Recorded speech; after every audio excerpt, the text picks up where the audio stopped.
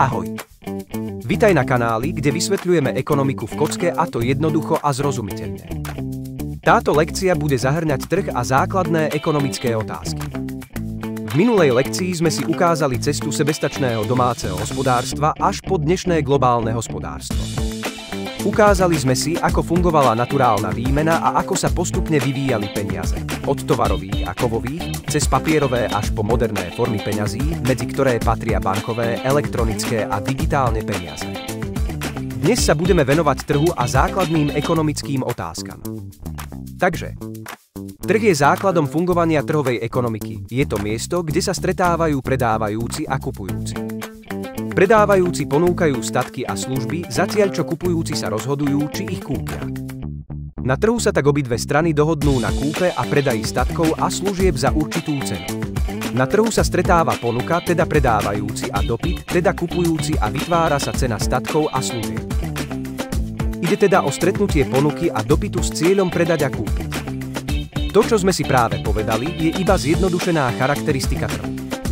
Pod pojmom trh si totiž nemusíme predstavovať len skutočné trhovisko alebo miesto, kde sa stretávajú ľudia. Trh je v širšom zmysle každá oblasť, v ktorej sa stretáva ponuka a dopyt, teda kde sa rozhoduje o výrobe, predaji a kúpe statkov či služieb. Trh má v ekonomike niekoľko dôležitých funkcií. Trh poskytuje informácie o tom, aké statky a služby ľudia chcú, v akom množstve a za akú cenu. Tieto informácie pomáhajú výrobcom rozhodovať sa, čo a koľko budú vyrábať. Trh umožňuje samotný akt výmeny, teda nákup a predaj statkov a služieb. Vďaka tomu sa výrobcovia zbavujú svojich produktov a spotrebitelia získavajú to, čo potrebujú. Trh zároveň rozdeľuje dôchodky medzi účastníkov hospodárstva. Tí, ktorí vlastnia vzácne zdroje alebo dokážu vyrábať žiadané produkty, získavajú vyššie príjmy, zatiaľ čo iní menej. Takto sa vytvára rozdiel v odmeňovaní. Trhy môžeme rozdeliť podľa viacerých hľadísk.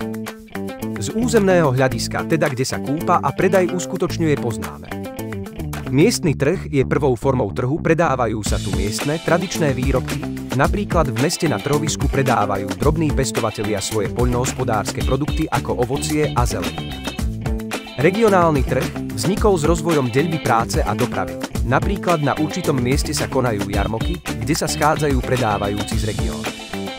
Národný trh vzniká spojením miestnych a regionálnych trhov v rámci jedného štátu, napríklad trh Slovenskej republiky.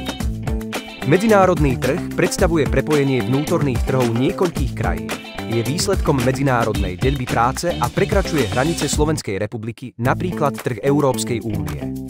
Svetový trh predstavuje prepojenie národných trhov všetkých krajín sveta, napríklad svetový trh ropy. Z vecného hľadiska, teda čo je predmetom kúpy a predaja, poznáme. Trh statkov a služieb je to trh, na ktorom sa predávajú a kupujú statky a služby na osobnú spotrebu. Napríklad supermarket ponúka spotrebiteľom rôzne statky a služby. Trh výrobných faktorov je trh, na ktorom sa predávajú a kupujú výrobné faktory ako práca, pôda a prírodné zdroje a kapitál. Napríklad na trhu práce sa stretáva ponuka práce a dopyt po práci. Finančný trh je trh, na ktorom sa stretáva ponuka voľných finančných prostriedkov a dopyt po týchto prostriedkoch. Napríklad banky ponúkajú pôžičky za úrok a klienti bánk majú o tieto pôžičky záujem. Z kvantitatívneho hľadiska, teda aký je počet predávaných a nakupovaných statkov a služieb, poznáme. Čiastkový trh, na tomto trhu sa predáva a kupuje jeden druh tovaru, napríklad trh obilia, trh ropy, a agregátny trh, na ktorom sa predávajú alebo kupujú všetky druhy tovarov, napríklad trh statkov a služieb v Slovenskej republike. A nakoniec z právneho hľadiska, teda či je výmena v súlade so zákonom, rozlišujeme. Legálny trh, ktorý funguje v súlade s právnym poriadkom štátu. Nelegálny trh je trh s nedovoleným tovarom, napríklad trh s drogami. Na fungovanie trhu nadväzuje aj fakt, že každá ekonomika musí riešiť tri základné ekonomické otázky. Čo vyrábať? Ekonomika si musí určiť, aké tovary a služby sa budú produkovať, či viac potravín, áut alebo technológií.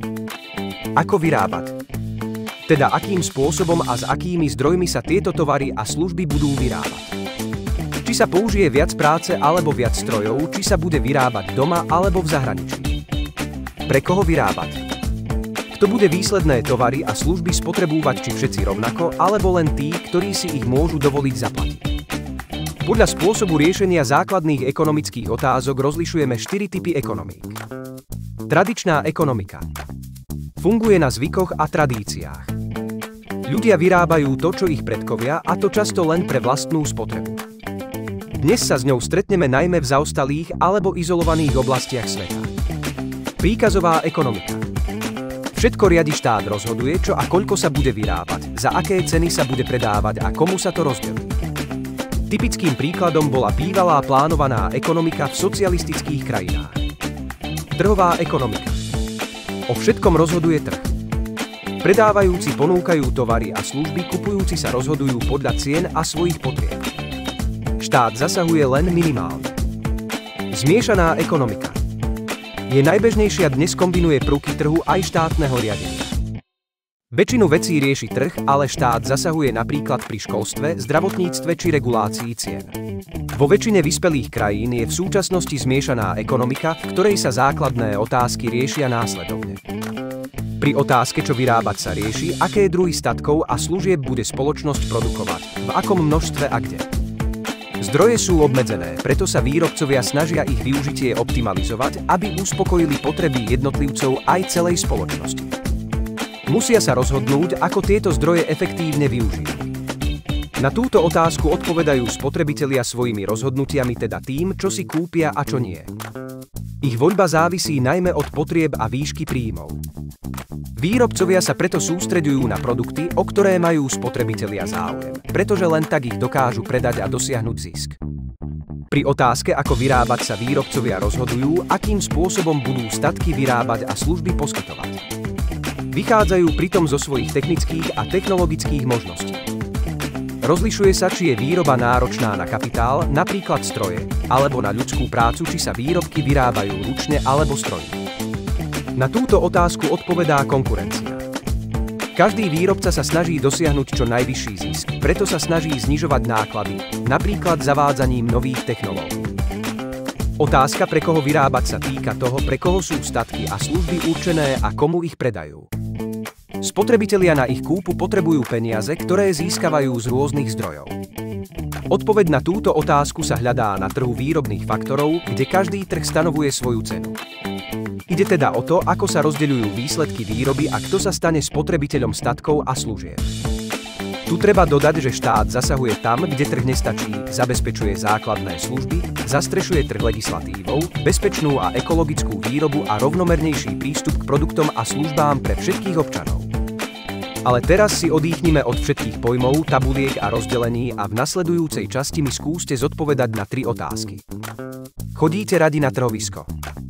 Aká tam vládne atmosféra? Zažili ste tam nejakú zábavnú situáciu? Svoje odpovede môžete napísať do komentára. A týmto sa naša 5. lekcia končí. Dnes sme si povedali o trhu, jeho funkciách a základnom rozdelení. Rozlíšili sme si 4 typy ekonomík a ukázali si, ako sa základné ekonomické otázky riešia v zmiešanej ekonomike. Ak sa ti video páčilo, môžeš dať like alebo komentár.